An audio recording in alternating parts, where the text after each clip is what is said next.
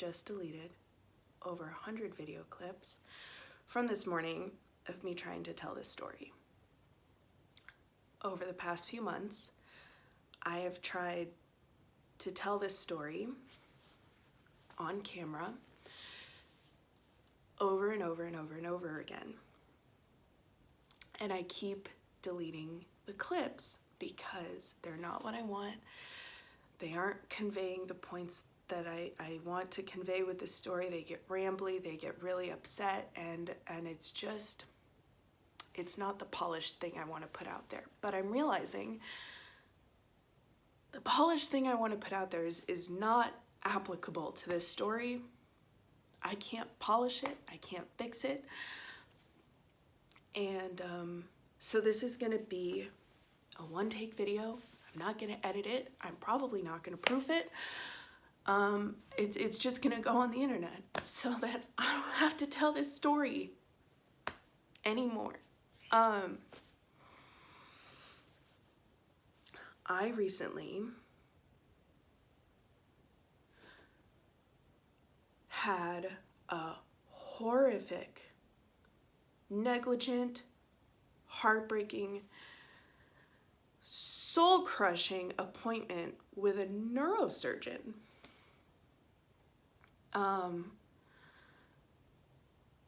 And it has like stolen the fire that I've had for years to try to figure out what's wrong physically with my body, why I experience the symptoms I do. It's just been a really, really long journey of me being sick and trying to figure it out and being treated by medical professionals who really just have no right to be medical professionals. The easiest backtrack to explain how I got here is that February 3rd of 2016, I was injured. I slipped on ice while I was walking my dog. I fell straight back. I knocked myself out. I injured my low spine and pelvis. And ever since then, I've either been in physical therapy, in occupational therapy. I've been in pain management for almost 4 straight years. It's just, I fell, and in the span of 2 seconds, my entire life was changed. And I've been diagnosed with fibromyalgia and myofascial pain syndrome. I deal with chronic pain every single day. Every single day. There is no off day. There has been no off day for 5 years now. It's every day. And because of this, because of the injury, and a couple years ago, I had 3 falls in one summer. I fell twice at work due to work conditions. And then the third fall, it's kind of a stupid story. It was a pool accident. Basically, I fell off of a pop art rhinoceros pool floaty onto a cement bench inside the pool that was just about a foot beneath the water, and hit my elbow, and it just wrecked everything up in here. So everything that I was experiencing, the pain, the frustration, the symptoms, everything was connected back to the original fall and that one summer with like just a mayhem. And in a lot of ways, my symptoms have gotten better because of physical therapy. I have much more strength, more mobility. I'm able to hold myself up more, and as a result of that increased muscle strength and especially core activation and all that, I'm able to physically alter my body in just like a constant way where I can alleviate some of my symptoms. Because if I sit with really bad posture, or if I'm slouching or slunching or whatever, if my spine is not in a really good alignment, if my core is not activated, if I'm not conscious of the muscles in my neck to hold my head up, it's excruciating. I lose feeling in my hands and my feet. It's just like, it's a lot. But this increase in symptoms and all of that was initially just like, well, you're in pain, you have fibromyalgia. Your muscles are really tight, that's what's pulling certain things out of alignment, you have myofascial pain syndrome. And then October 10th of this last year, I had an autistic meltdown. I'm autistic, and one of my tics when I am just like down for the count is a physical spasm wherein my head rotates 90 degrees, chin to shoulder, very quick. And it happens every like couple of seconds. And that's lasted before maybe, I don't know, like 10, 15 minutes, kind of like an anxiety attack, and then it goes away. But this time, that spasm was every few seconds for well over 4 hours, and it injured me. My jaw was out of alignment. My cervical spine was unstable. I immediately contacted my physical therapist, got a referral, started physical therapy specific to that injury, and within about 3 weeks, my physical therapist told me, your cervical spine is too unstable. It's not staying. I'd been doing the exercises. It wasn't like I was negligent. She's like, you need an MRI. You have to get scans because it's not safe for me to treat you anymore. Which is terrifying, but fine, I totally get it. Like all the nerves and everything that comes out of your head and your neck and your spine, especially your cervical spine, it's all so important. So I saw my pain management doctor, I got an MRI, I got lots of x-rays, I thought maybe it was like a weird tendon issue or something. And instead I went to the follow-up appointment. Sorry, I'm sitting in front of a window and the light's changing. When I went to that follow-up appointment, the nurse was really somber in a way that I'd never experienced in the 4 years I'd worked with her. And the first thing my doctor said when she walked in the room was, okay, I need you not to be afraid. This is all very confusing, but I'll explain it to you.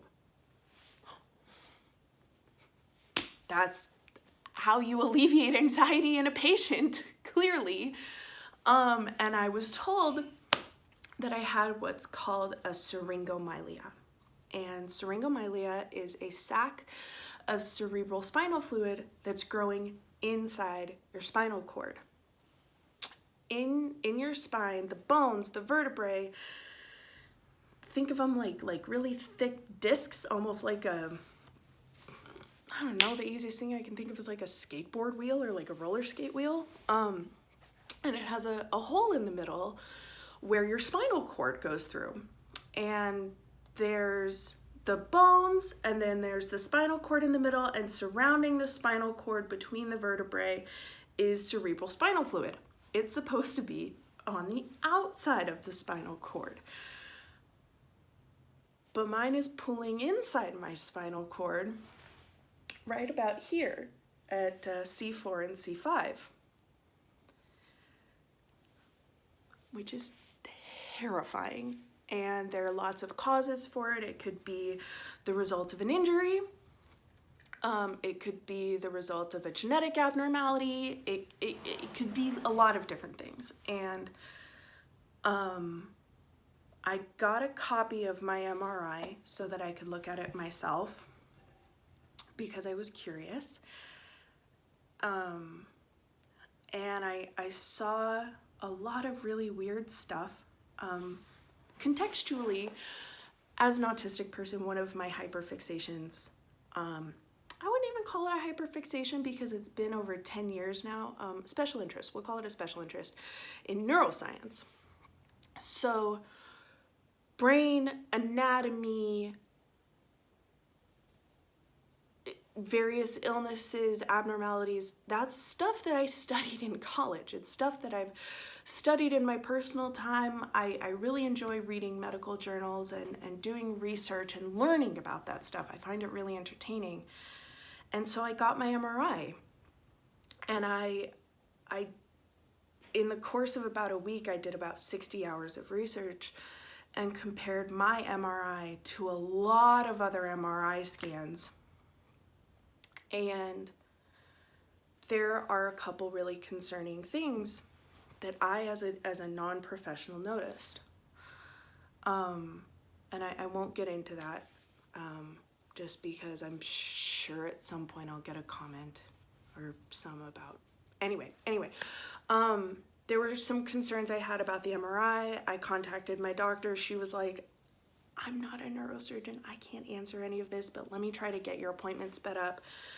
And in all of this time, my symptoms had been getting worse. Like on a quality of life scale, in the beginning of October, I would say I was probably at like a 7 or an 8. Things were pretty good. I was struggling, but I have learned how to kind of cope with a lot of that and just understand it's a part of my life. But this was different, and that literally overnight when that happened, that meltdown happened, my pain went up, my functionality went down, my quality of life very, very, very quickly went from like a 7, 8 to like a 4 at like a max. I was having a lot of physical struggles. I was more weak and unable to care for myself than I'd ever been. At the time that all this was happening, there was also an issue with me being able to access my medication. So I was trying to deal with some of the worst of all of this while having no meds and no help. And I lost, trigger warning for anyone with an eating disorder. Just skip like a minute ahead, not even a minute, just like 30 seconds. I'm about to say numbers. I lost 22 pounds in a week. No human being can healthily, safely lose 22 pounds in a week. I could barely walk. Like, things got really bad.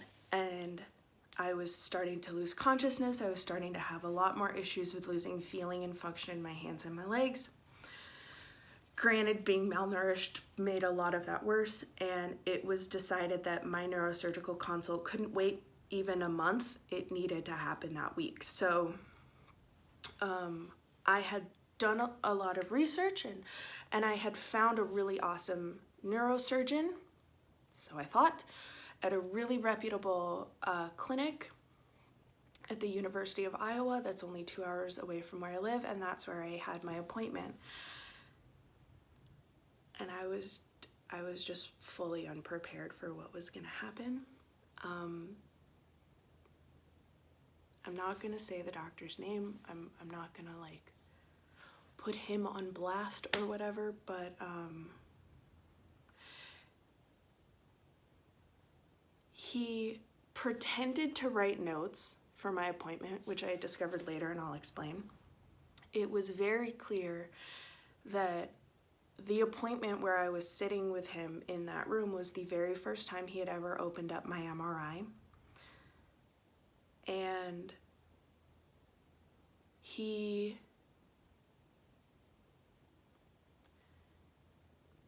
the best guess I can have at this point, after everything that happened from that appointment to after that appointment, is that he decided that because I was autistic and had PTSD, that all of my symptoms must be a result of that. There's nothing physically wrong with me. There's nothing he could do. There's nothing any other doctor could do. He suggested muscle relaxers and ibuprofen for something growing inside of my spinal cord. I've been on muscle relaxers and ibuprofen and various NSAIDs for 5 years, but anyway, he was just very negligent, not in a way where it was like he didn't give me the answer I wanted to hear, but just that he just didn't have any answers, and said that if it had a surgical cure, I'd be happy to fix it, but unfortunately there's nothing I can do. I need to refer you to neurology. And I said, okay. And I just sobbed the entire way home. I felt so defeated. I felt so gaslit. I felt insane. Like, I did all this research. I have my MRIs. I have copies of MRIs from other patients. I have medical journals and research studies and all these sources that I could cite as for why I had very reasonable concerns, and he dismissed all of them on the grounds of mental health and trauma. It didn't matter how eloquent I was. It didn't matter how prepared I was for the appointment. It didn't matter how honest I was or how vulnerable I was. It didn't matter. He just, anyway. So I shut down, and a few weeks went by, and I still hadn't heard anything about this neurology consult. I hadn't heard anything, and I didn't care. I had fully shut down and stopped functioning, and kind of gave up a little bit. And then one day, my pain management doctor, her nurse called me and told me, hey, you know, we haven't heard from you. We haven't heard from them. The last we talked was almost a month ago, and things were really, really, really serious. So we just want to know kind of how the appointment went. And I was mean. I was nasty. I had no patience. I was rude. I just was done. And the thing that kind of snapped me back was when the nurse, who I've known for years and is the sweetest woman in the world, she just said, okay, well, I'm just trying to help you. And in that moment, I realized, like, oh my God, you've turned into a monster. So I contacted the University of Iowa Clinic, where I saw this doctor, and I said, hey, I just want to know when I'm going to get the information about the neurology consult. I need the notes from my appointment sent to my existing doctor. They haven't gotten them yet. And the woman on the other end of the phone said, there are no notes for your appointment. And I said, what? And she sounded just as shocked. She said, hold on. And she started kind of mumbling to herself, like she's reading over everything. My file, since that day, had been opened and unedited. He had not written anything down during my appointment. So whatever he was typing or pretending to type, I have no idea. It never made it in my file. And I asked her, like, maybe just did it not save? And she's like, they automatically save. So even if he didn't submit it, it should still be in there. Like, she was very honest with me about how fucked up the situation was. She gave me a contact number for like a patient advocate, and then the hospital's legal team wanted to talk to me, and he never wrote the referral for neurology because he never even wrote a note in the file that I needed a referral in the first place. He didn't write down my symptoms. He didn't write down anything. He didn't do anything. He didn't prepare for my appointment in any way. He didn't look at any of my scans. I'm willing to bet he barely even looked at anything in my file aside from my name. He didn't do anything during the appointment except for gaslight me and convince me that I was just batshit insane and there was nothing wrong with me in the first place, and then was completely negligent post-appointment.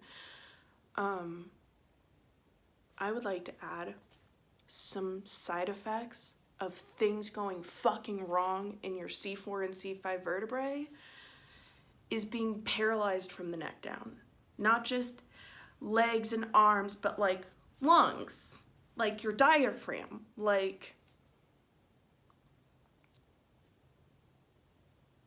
this isn't me over-exaggerating, this isn't me being a drama queen, this isn't me trying to make a big deal out of anything. This is my spinal cord. This is my brain. This is my skull and my spine. I get one of each of those things. I could get a kidney replacement. I could get a lung transplant.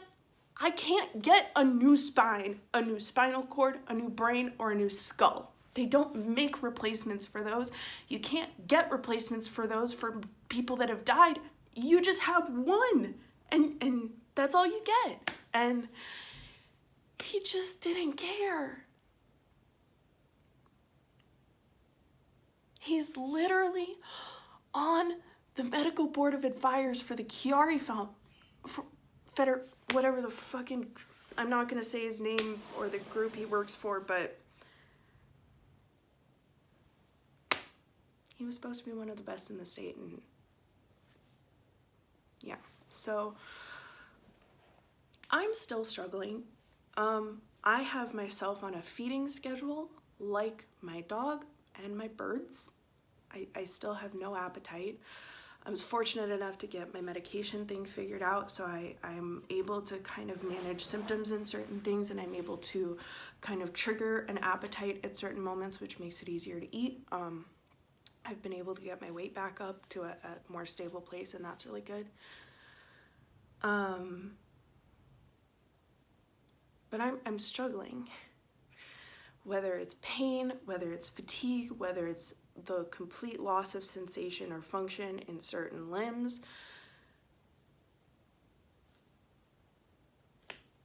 It's a lot. And it's all compounded by the fact that I lost my unemployment benefits in December, and so in January it was like, okay, well, you know, I've been very privileged this entire time with COVID. Now is the time where I need to just go back out and look for a normal day job just to get myself by and pay my bills, and I physically can't. I can't be upright that long. I can't be awake that long. I can't guarantee that my hands and my feet are gonna work for the entire duration of even a 4 or 6 hour shift. And at this point, after being basically home alone for a year after quarantine, I think my social masking techniques for my autism are to a point where I don't think I'm employable.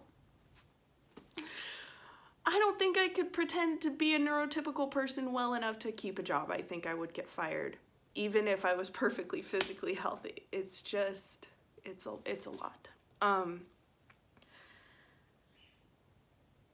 So I'm having a hard time, and I didn't want to record this video because I don't like telling people that I'm struggling. I like being the person who has overcome my struggles. I like being the person who can offer sage wisdom and advice and comfort and be really empathetic. I don't want to be the person who's full of toxic hatred and rage and a complete lack of hope in Western medicine, but that's where I'm at.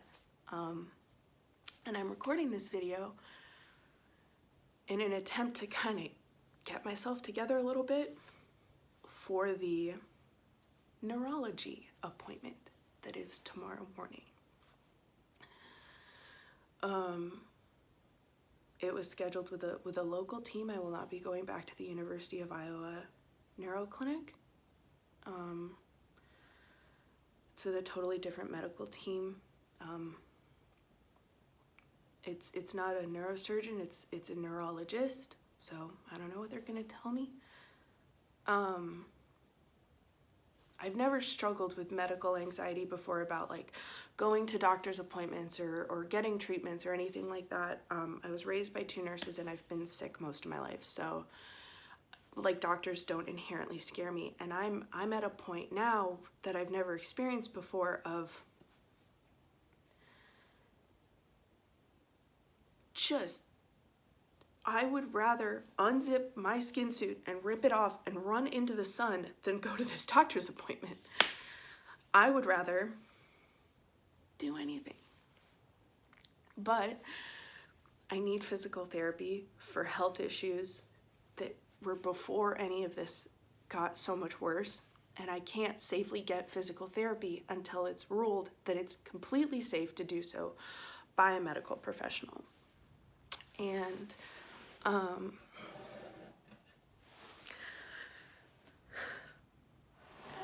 I just have to go to this appointment if I want any future medical care. I have to go to this appointment. and I don't want to, and I'm terrified, and I'm really ashamed about it because I've never had medical anxiety before. It's always been very objective, very, if you need medical care, you have to go to a doctor. Like, that's just it. But medical trauma is real. I've been through a lot that seems like it should be more traumatizing than just one shitty doctor, but somehow this takes the cake. So I don't know. I don't have answers at this point. I can't tell anyone anything about me medically at this point because I don't know. I don't know if I actually have fibromyalgia and myofascial pain syndrome or if those are misdiagnoses for something else. I don't know if I have a Chiari malformation that's surgically fixable or if I have an extra little bump of bone due to falling on the back of my head in 2016. I have no idea. I have no idea how to fix any of it or how to cope with any of it or what to do.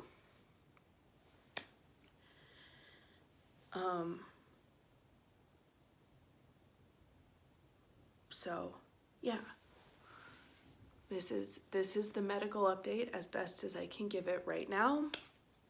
And I really apologize if this video was rambly.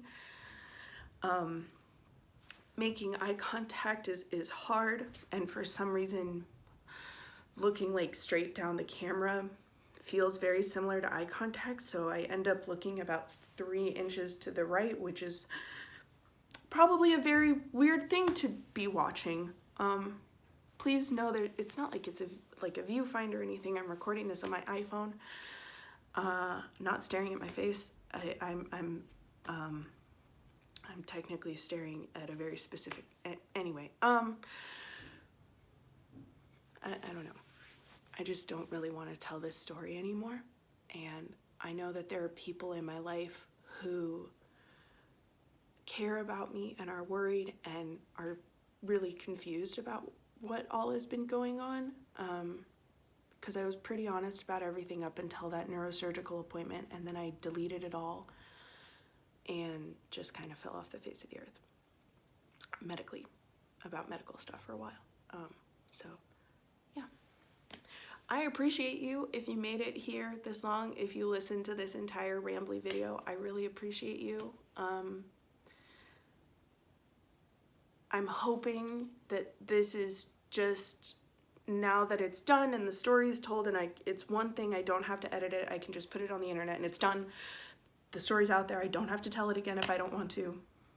I'm hoping that will open up space for me to actually start vlogging again, because I want to and I think about it literally every single day, but I couldn't vlog without telling this story. Even if I didn't want to, it impacts every minute of my life, and it's contextually necessary for any other story I tell. So thank you for making it this far. Thank you for watching and for caring. This is not an entertaining video. This is a very selfish video. Thank you. I'll try to keep you updated. And if nothing else, now I can actually vlog about other stories and not have to worry about this one. If nothing else, that's comforting. So thank you. I'll post something else cool soon. Bye.